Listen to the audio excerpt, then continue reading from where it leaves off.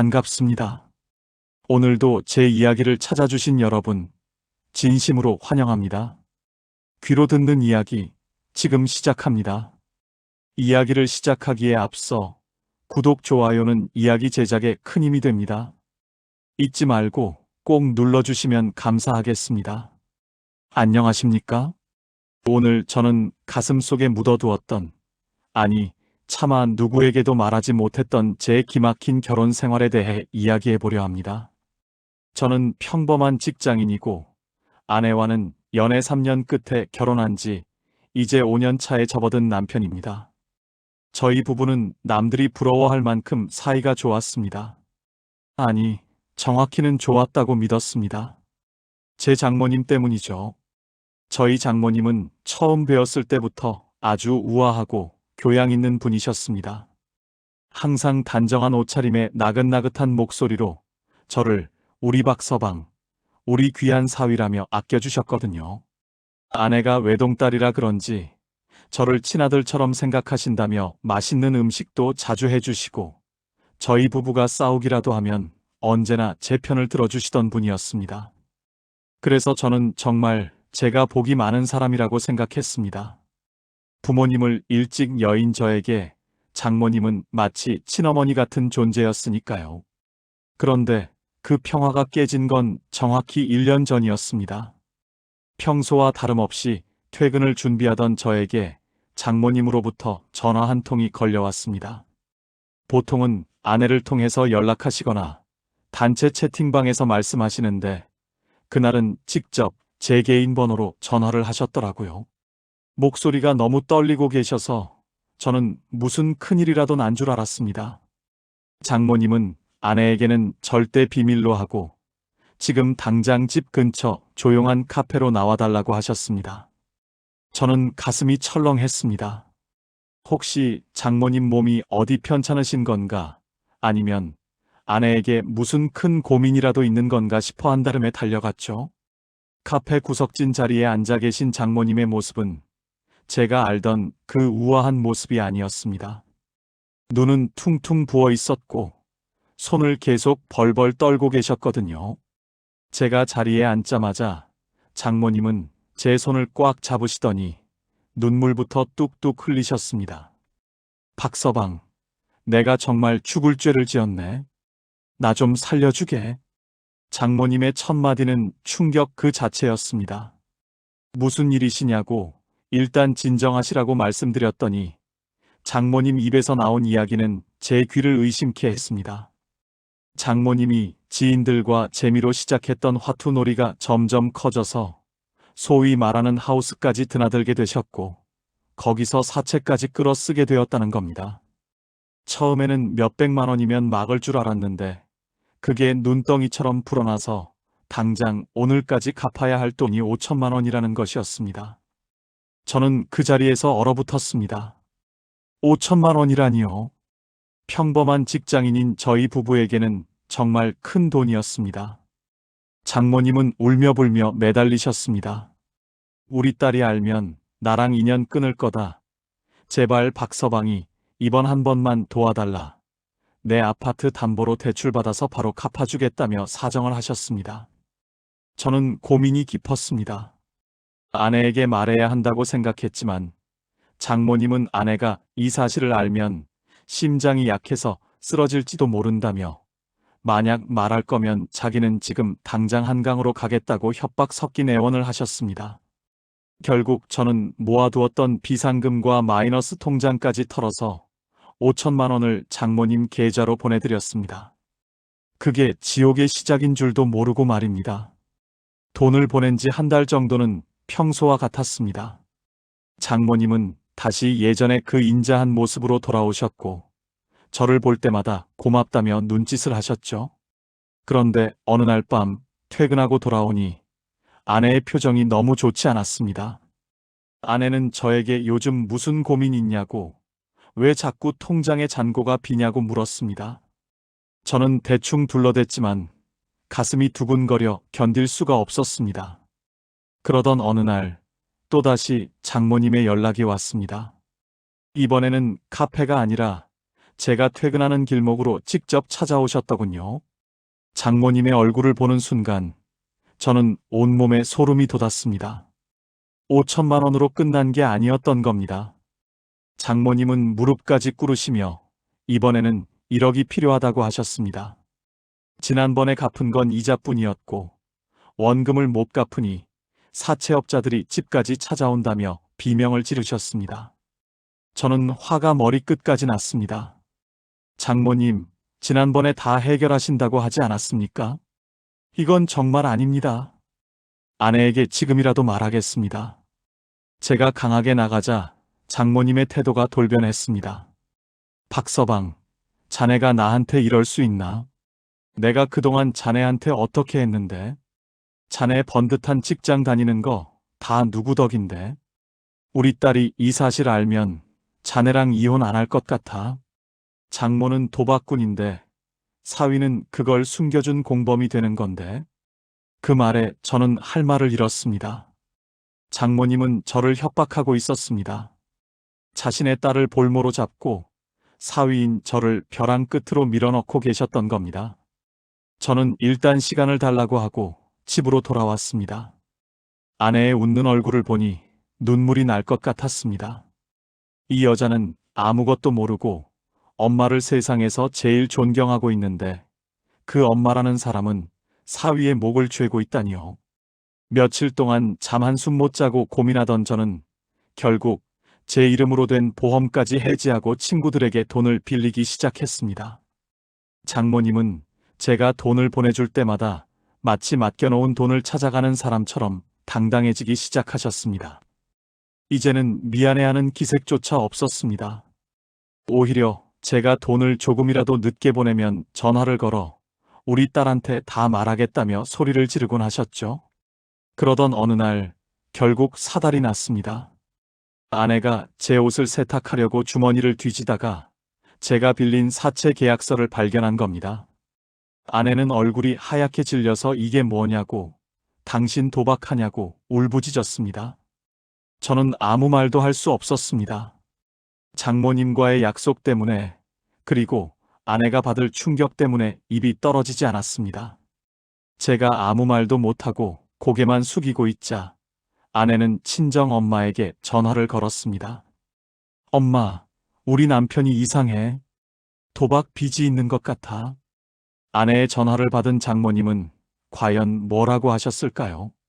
저는 수화기 너머로 들려오는 장모님의 목소리를 똑똑히 들었습니다. 뭐라고? 박서방이 그럴 줄 알았다. 내가 저번에 보니까 씀씀이가 해프더라니. 예, 너 당장 짐 싸서 집으로 와라. 저는 귀를 의심했습니다. 사람이 어떻게 저럴 수가 있을까요? 제가 누구 때문에 그 빚을 졌는데, 제가 누구를 위해서 입을 다물고 있었는데, 장모님은 모든 죄를 저에게 뒤집어 씌우고 계셨습니다. 아내는 배신감에 찬 눈빛으로 저를 바라보며 짐을 싸기 시작했습니다. 저는 아내의 바짓가랑이를 붙잡고 울었습니다. 아니라고, 내가 한 게 아니라고 말하고 싶었지만 이미 장모님의 가스라이팅에 세뇌된 아내는 제 말을 들으려 하지 않았습니다.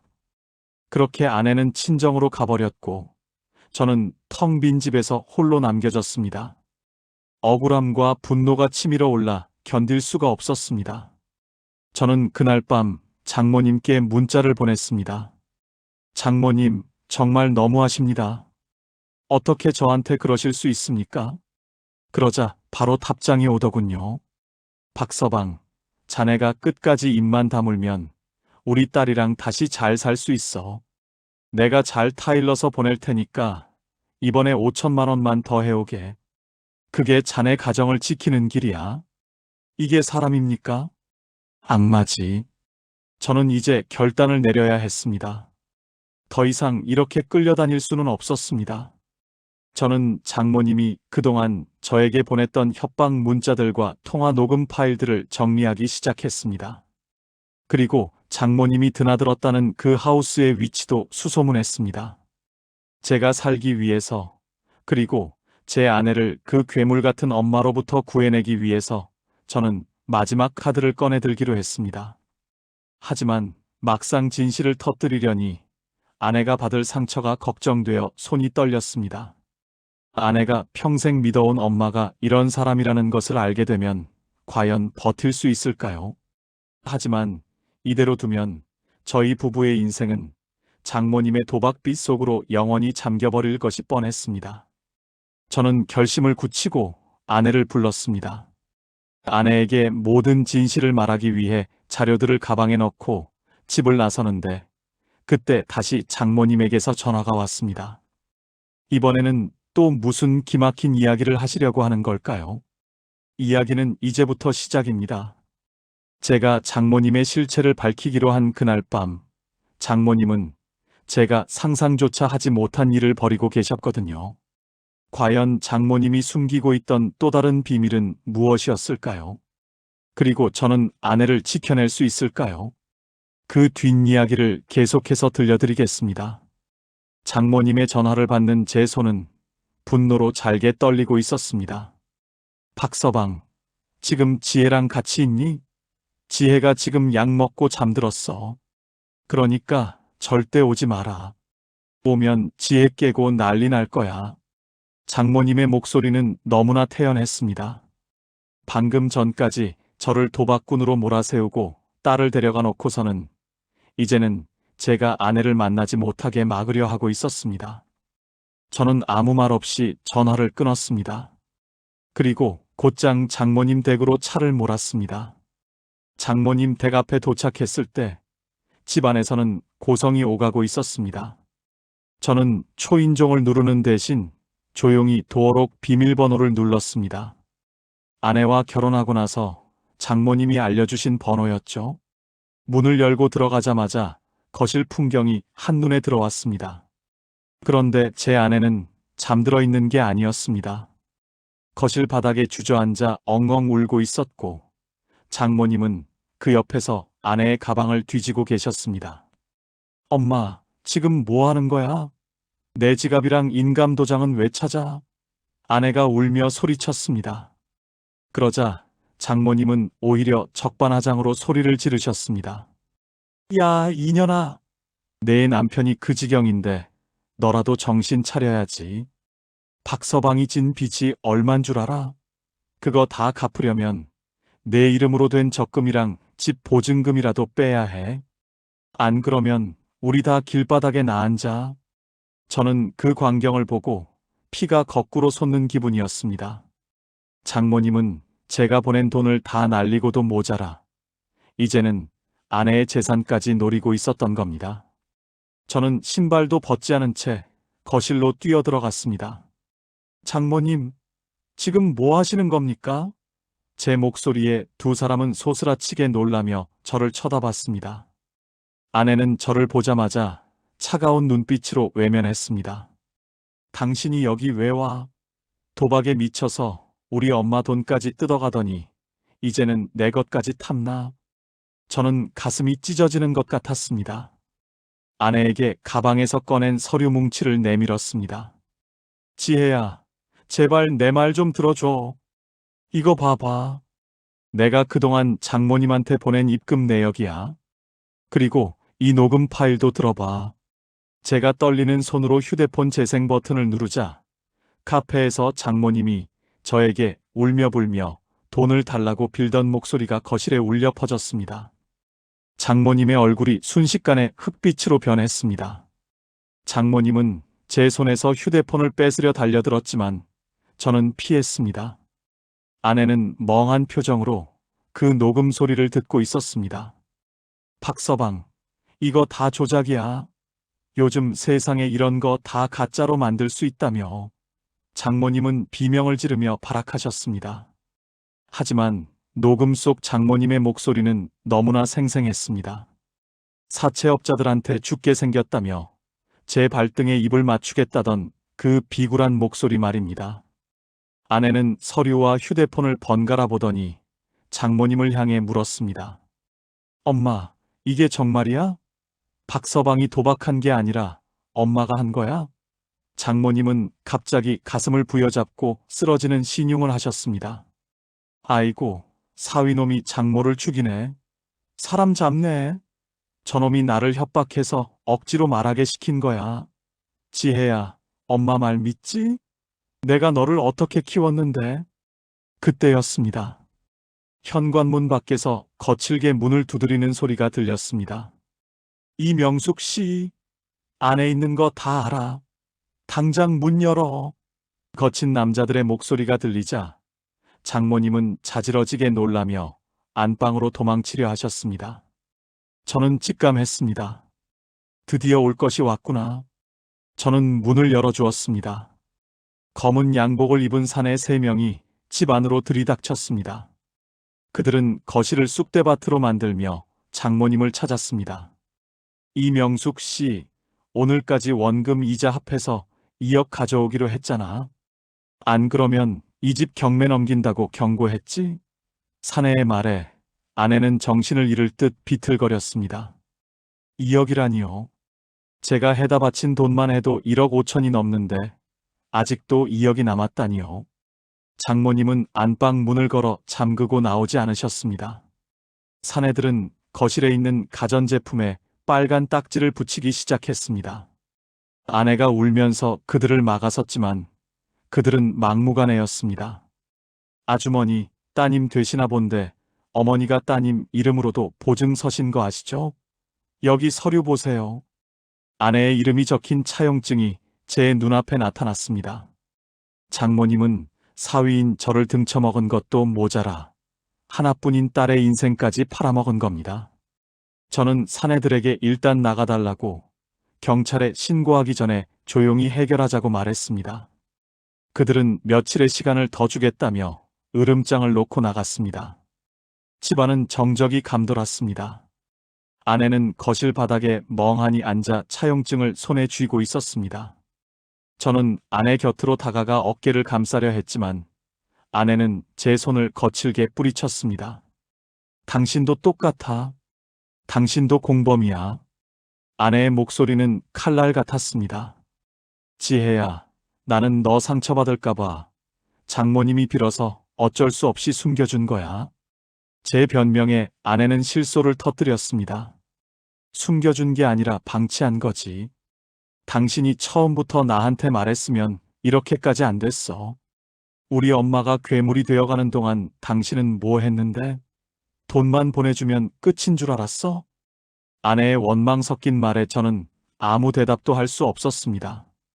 아내 말이 맞을지도 모릅니다. 저는 장모님이 무서웠던 게 아니라 평화로운 가정이 깨지는 것이 두려워 진실을 외면했던 것일지도 모릅니다. 그때 안방 문이 슬며시 열리더니 장모님이 고개를 내미셨습니다. 사내들이 간 것을 확인하자마자 장모님은 다시 뻔뻔한 표정으로 나오셨습니다. 지혜야, 봤지? 저놈들이 나를 얼마나 괴롭히는지. 박서방, 자네 아직 돈 좀 남았지? 저 사람들 돈 안 갚으면 우리 지혜 신용불량자 돼. 자네가 책임져야지. 장모님의 그 당당한 태도에 저는 진저리가 났습니다. 저는 아내의 손을 잡고 일어섰습니다. 지혜야, 가자. 여긴 더 이상 있을 곳이 못 돼. 하지만 아내는 제 손을 잡지 않았습니다. 당신 혼자 가. 나는 여기서 엄마랑 끝장을 볼 거야. 아내의 눈빛에는 도끼가 서려 있었습니다. 저는 아내를 혼자 둘 수 없었지만 아내는 저를 집 밖으로 밀어냈습니다. 당신 얼굴만 봐도 토할 것 같아. 제발 가줘. 저는 결국 쫓기듯 장모님 댁을 나왔습니다. 차 안에서 핸들을 잡고 한참을 울었습니다. 무엇이 잘못된 걸까요? 어디서부터 바로잡아야 했을까요? 그렇게 며칠이 지났습니다. 아내와는 연락이 되지 않았고 저는 회사 일도 손에 잡히지 않았습니다. 그런데 어느 날 저녁 아내에게서 짧은 문자 한 통이 왔습니다. 오늘 저녁 8시 우리 자주 가던 공원으로 나와줘. 할 말이 있어. 저는 아내가 드디어 저를 용서해 주려는 줄 알고 기쁜 마음으로 달려갔습니다. 하지만 공원 벤치에 앉아있는 아내의 곁에는 뜻밖의 인물이 함께 있었습니다. 그 인물을 보는 순간 저는 뒤통수를 강하게 엇맞은 듯한 기분에 휩싸였습니다. 도대체 저 사람이 왜 여기에 있는 걸까요? 장모님의 도박빚 뒤에 숨겨진 또 다른 거대한 진실이 서서히 드러나기 시작했습니다. 제가 알고 있던 장모님의 모습은 빙산의 일각에 불과했다는 사실을 저는 그때는 꿈에도 몰랐습니다. 과연 아내 옆에 앉아있던 그 남자의 정체는 누구였을까요? 그 충격적인 현장에서 제가 들은 이야기는 제 인생을 송두리째 흔들어 놓기에 충분했습니다. 이제 저는 더 이상 물러설 곳이 없었습니다. 가족이라는 이름 아래 행해진 그 잔혹한 범죄의 전말을 이제 하나씩 밝혀보려 합니다. 그 이야기는 이제 제가 상상조차 못했던 방향으로 흘러가기 시작합니다. 그날 밤 공원에서 있었던 일부터 다시 이어가 보겠습니다. 5080 흥행 드라마 연출 감독 및 작가 사용자 설정잼 5080 흥행 드라마 연출 감독 및 작가님이 보낸 내용 공원 벤치에 앉아있는 아내의 옆에는 중년의 남성이 한 명 앉아 있었습니다. 처음 보는 얼굴이었지만 왠지 모를 위압감이 느껴지는 차림새였죠. 저는 떨리는 가슴을 진정시키며 그들에게 다가갔습니다. 지혜야, 이분은 누구셔? 제 물음에 아내는 대답 대신 고개를 숙였고 옆에 있던 남자가 대신 입을 열었습니다. 박서방님 되시나 보네요. 말씀 많이 들었습니다. 저는 이명숙 씨, 그러니까 장모님의 사업 파트너였던 사람입니다. 사업 파트너라니요? 저희 장모님은 그냥 평범한 주부신데 무슨 사업을 하신다는 건지 도무지 이해가 가지 않았습니다. 남자는 품 안에서 서류 몇 장을 꺼내 제 앞에 내려놓았습니다. 그 서류를 확인하는 순간 저는 제 눈을 의심했습니다. 장모님이 단순히 도박에 빠진 것이 아니었습니다.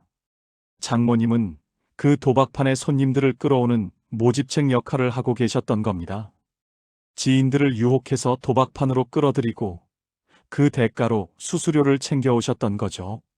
제가 장모님께 드렸던 그 큰 돈들은 빚을 갚는 데 쓰인 게 아니었습니다. 장모님이 끌어들인 지인들이 돈을 잃고 행패를 부리자 그 입을 막기 위한 합의금과 본인의 품위 유지비로 다 써버린 것이었습니다. 남자는 웃으면서 덧붙였습니다. 장모님이 참 대단하신 분이에요. 사위가 능력 있다고 자랑하면서 급전이 필요한 사람들한테 사위 이름을 팔아보증까지 서게 하셨거든요. 여기 박서방님 인감증명서랑 위임장도 다 있습니다. 저는 머리를 한 대 엇맞은 기분이었습니다. 제가 준 적도 없는 인감증명서가 왜 거기 있는 걸까요? 알고 보니 장모님은 저희가 출근한 사이 집에 몰래 들어와 제 서랍을 뒤져 인감도장을 훔쳤고 그것을 이용해 가짜 위임장을 만들어 서류를 뗐던 겁니다. 옆에서 가만히 듣고 있던 아내가 드디어 입을 열었습니다. 여보, 나 이제 엄마 안 보려고. 이 사람 말 들어보니까 엄마는 사람이 아니야. 우리 집 보증금까지 이미 이 사람한테 넘기기로 계약했대. 아내의 목소리는 이미 영혼이 빠져나간 사람처럼 공허했습니다. 장모님은 딸의 유일한 보금자리인 전세 보증금까지 도박 빚의 담보로 넘겨버린 것이었습니다. 저는 그 남자를 향해 소리쳤습니다. 이거 다 무효입니다. 장모님이 몰래 도장 훔쳐서 한 건데 어떻게 효력이 있습니까? 법대로 하세요. 그러자 남자는 비열한 미소를 지으며 말했습니다. 법대로 하면 장모님은 사문서 위조의 사기죄로 감옥 가셔야 할 텐데 정말 괜찮으시겠어요? 사위가 장모를 감옥에 보냈다고 소문나면 박서방님 직장 생활은 어찌 될까요? 그놈들은 제 약점을 정확히 알고 있었습니다. 제가 공무원이라는 사실, 그리고 평소 평판을 중요하게 생각한다는 점을 이용해서 저를 협박하고 있었던 거죠. 아내는 그 자리에서 쓰러지듯 주저앉아 통곡하기 시작했습니다. 엄마가 어떻게 나한테 이럴 수 있냐고, 자기를 사람으로 보긴 한 거냐며 가슴을 쥐어뜯었습니다. 저는 아내를 안아주며 결심했습니다. 이제는 정말 끝내야 한다고 말입니다. 그날 밤 저는 아내를 데리고 장모님 댁으로 다시 향했습니다. 이번에는 숨길 것도 두려울 것도 없었습니다. 저희가 들이닥치자 장모님은 거실에서 와인을 마시고 계시더군요. 저희의 살벌한 표정을 보시고는 장모님은 또다시 연기를 시작하셨습니다. 아이고, 박서방 왔나? 내가 안 그래도 지혜 걱정에 잠을 못 잤네. 돈은 좀 마련해 왔어? 저 인간들이 내일이면 또 들이닥칠 텐데 어떡하니? 장모님, 그만하세요. 제가 장모님이 하신 일들 다 알게 됐습니다. 모집책 하셨다면서요? 제 도장 훔쳐서 보증 서신 것도 다 압니다. 제 말에 장모님은 들고 있던 와인잔을 내려놓더니 눈빛이 차갑게 변하셨습니다. 그래, 알았으면 됐네. 그럼 해결도 자네가 해야지. 내가 누구 때문에 그 일을 시작했는데 우리 지혜 고생 안 시키고 돈 좀 벌게 해주려다가 그렇게 된 거 아니야. 자네가 능력이 부족해서 내가 직접 나선 건데 왜 나만 탓해? 사람의 탈을 쓰고 어떻게 저런 말을 할 수 있을까요? 본인의 탐욕으로 벌인 일을 사위의 무능 탓으로 돌리는 그 뻔뻔함에 소름이 돋았습니다. 아내는 장모님 앞으로 다가갔습니다. 엄마, 오늘부로 나랑 엄마 인연은 끝이야? 엄마가 진 빚, 엄마가 감옥을 가든 길거리에서 죽든 우리는 상관 안 할 거야. 그리고 우리 집 보증금 건드린 거, 그거 형사 고소할 거야. 아내의 단호한 선언에 장모님은 헛웃음을 터뜨리셨습니다. 고소? 내가 감히 엄마를 고소해? 내가 너를 어떻게 키웠는데? 너 중학교 때 무용하고 싶다고 해서 내가 시장 바닥에서 구르면서 뒷바라지한 거 잊었어? 내가 없었으면 내가 지금처럼 번듯하게 살 수 있었을 것 같아? 장모님은 과거의 희생을 방패 삼아 아내를 죄인으로 만들기 시작했습니다. 부모가 자식을 키운 것이 마치 나중에 고리대금을 받기 위한 투자였던 것처럼 말씀하시더군요. 저는 아내의 손을 꽉 잡고 장모님께 말했습니다. 장모님, 그동안 사위로서 할 만큼 했습니다. 제가 드린 돈만 해도 억대가 넘습니다. 그 돈이면 키워주신 은혜 충분히 갚았다고 생각합니다. 이제부터는 법대로 하겠습니다. 저희 보증금 반환 소송 진행할 거고 인감 도용하신 것도 정식으로 수사 의뢰하겠습니다. 장모님은 제 멱살을 잡으며 소리를 지르셨습니다. 박서방, 너 죽고 싶어? 내가 너 가만히 둘 줄 알아? 내 직장 게시판에 내가 장모 박대한다고 다 올릴 거야. 저는 장모님의 손을 차갑게 뿌리쳤습니다. 올리세요. 저도 장모님이 도박장에서 하신 일들, 그리고 저한테 하신 협박들 다 공개하겠습니다. 누가 더 잃을 게 많은지 한번 해보시죠. 저는 아내를 데리고 그 집을 나왔습니다. 뒤에서 장모님이 물건을 집어 던지는 소리와 함께 악에 바친 비명이 들려왔지만 저희는 뒤돌아보지 않았습니다. 하지만 싸움은 이제부터 시작이었습니다.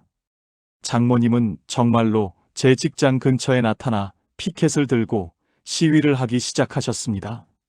사위가 장모를 길거리로 내쫓았다는 파렴치한 내용으로 말이죠. 동료들의 수군거림과 상사들의 눈초리에 저는 하루하루가 지옥 같았습니다. 게다가 그 사채업자들은 이제 제 직장까지 찾아와 행패를 부리기 시작했습니다. 장모님이 제 직장 주소와 전화번호를 그들에게 넘겨준 것이었습니다. 아내는 매일 눈물로 밤을 지새웠고 저희 부부의 일상은 산산조각이 났습니다. 하지만 저는 포기할 수 없었습니다. 여기서 무너지면 정말로 끝이라는 생각에 저는 변호사를 선임하고 본격적인 반격을 준비했습니다. 그런데 조사를 하던 중 변호사님이 저에게 충격적인 사실을 하나 더 알려주셨습니다. 장모님의 배후에 누군가 더 있다는 것이었죠. 장모님을 조종해서 저희 부부의 재산을 갈취하려 했던 진짜 몸통이 따로 있었습니다. 그 몸통의 정체를 듣는 순간 저는 자리에 주저앉고 말았습니다. 장모님조차 이용당하고 있었던 것일까요? 아니면 장모님과 그가 한통속이었던 걸까요? 상상도 못했던 인물이 이 모든 판을 짜고 있었다는 사실에 저는 소름이 끼쳤습니다. 이제 저는 그 거대한 음모의 실체를 밝히기 위해 위험한 도박을 시작하려 합니다. 과연 그 배후에 숨어 있는 사람은 누구였을까요? 그리고 저는 이 진흙탕 싸움에서 제 가정을 지켜낼 수 있을까요?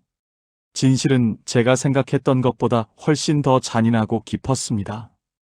그 배후의 정체와 장모님의 마지막 발악, 그리고 저희 부부가 맞이하게 된 뜻밖의 결말에 대해 말씀드리겠습니다. 제 이야기는 이제 가장 어두운 터널 속으로 들어갑니다. 여러분, 제가 이 싸움에서 이길 수 있도록 끝까지 지켜봐 주십시오. 변호사님이 건넨 서류 뭉치 속에는 낯익은 이름 하나가 적혀 있었습니다. 그 이름은 바로 최 여사였습니다. 최 여사는 장모님이 평소에 입이 마르도록 칭찬하던 분이었죠. 강남에서 건물을 몇 채나 가지고 있고 장모님에게 좋은 투자 정보를 준다며 늘 고마워하던 그 동네 절친 말입니다. 그런데 알고 보니 그 최 여사가 바로 장모님이 드나들던 불법 하우스의 실소유주였습니다. 장모님은 본인이 모집책인 줄 알고 지인들을 데려갔지만 사실은 최 여사의 철저한 계획 아래 이용당하고 있었던 겁니다. 최 여사는 장모님의 허영심을 자극해서 도박의 늪에 빠뜨린 뒤 번듯한 직장을 가진 사위와 딸의 재산을 야금야금 갉아먹으려 했던 것이죠. 장모님이 제 인감도장을 훔쳐서 보증을 섰던 그 서류들의 수익자도 결국은 최 여사의 차명 계좌로 연결되어 있었습니다. 저는 이 사실을 들고 다시 장모님을 찾아갔습니다. 여전히 제 직장 앞에서 피켓을 들고 시위를 하려던 장모님을 붙잡고 조용한 식당으로 데려갔습니다. 그리고 최 여사의 실체가 담긴 서류를 내밀었습니다. 장모님이 믿으셨던 그 최 여사가 어떤 사람인지 보십시오. 장모님은 지금 그 여자한테 이용당해서 딸 자식 인생까지 다 팔아넘기신 겁니다. 장모님은 처음에는 소리를 지르며 부정하셨습니다. 우리 최 여사가 그럴 리 없다고, 나한테 얼마나 잘해줬는데 자네가 질투해서 이간질하는 거 아니냐며 노발대발하셨죠. 하지만 서류에 적힌 상세한 배당금 내역과 장모님이 잃은 돈이 어떻게 최 여사의 주머니로 들어갔는지 증명하는 자료들을 보시더니 장모님의 얼굴이 하얗게 질리기 시작했습니다. 그 우아하던 목소리는 온데간데 없고 장모님은 그 자리에 주저앉아 짐승 같은 소리를 내며 울부짖으셨습니다. 내가 그년한테 어떻게 했는데 내 전 재산을 다 갖다 바치고 우리 딸 돈까지 끌어다 줬는데 그럴 수가 있냐며 식당 바닥을 치셨습니다. 저는 그 모습을 보며 동정심보다는 지독한 허무함을 느꼈습니다. 가족보다 남을 더 믿고 탐욕에 눈이 멀어 소중한 사람들을 사지로 몰아넣은 대가는 너무나 참혹했습니다. 저는 장모님께 마지막 제안을 했습니다. 지금 당장 경찰에 가서 모든 사실을 자백하고 최 여사를 잡는데 협조하십시오. 그러면 사문서 위조나 사기 혐의에 대해서는 저희가 최대한 선처를 구해보겠습니다. 하지만 끝까지 거부하신다면 저도 제 가정을 지키기 위해 장모님을 법의 심판대에 세울 수밖에 없습니다. 결국 장모님은 제 제안을 받아들였습니다.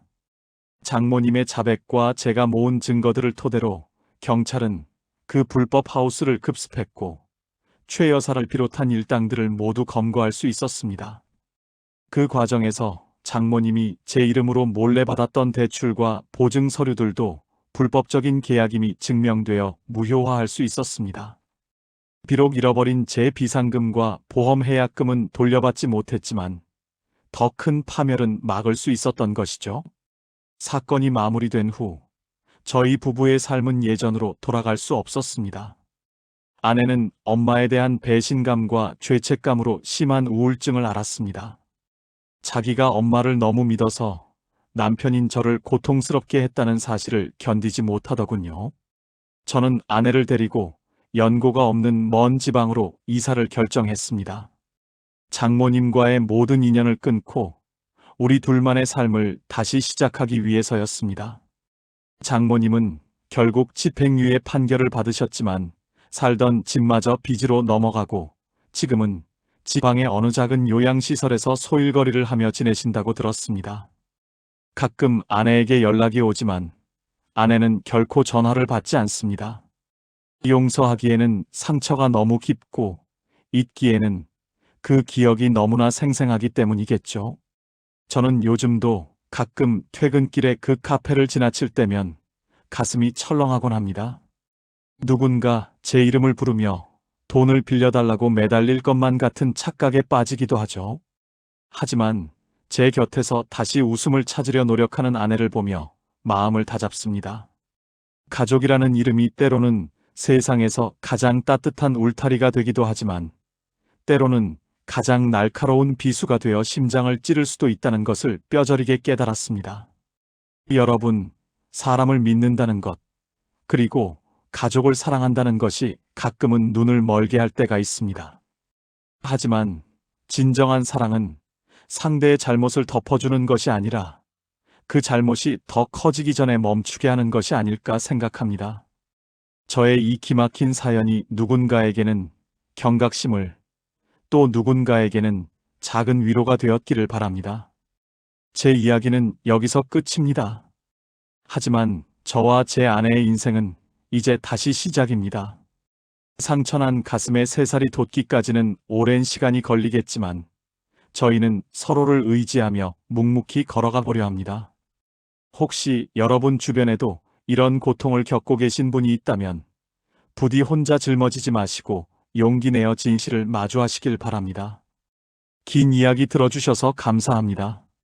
지금까지 제 가슴속 깊은 곳에 담아두었던, 하지만 이제는 털어내고 싶은 어느 사위의 고백이었습니다.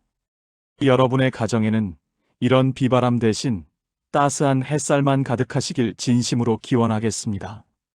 제 사연이 도움이 되셨다면 좋겠습니다.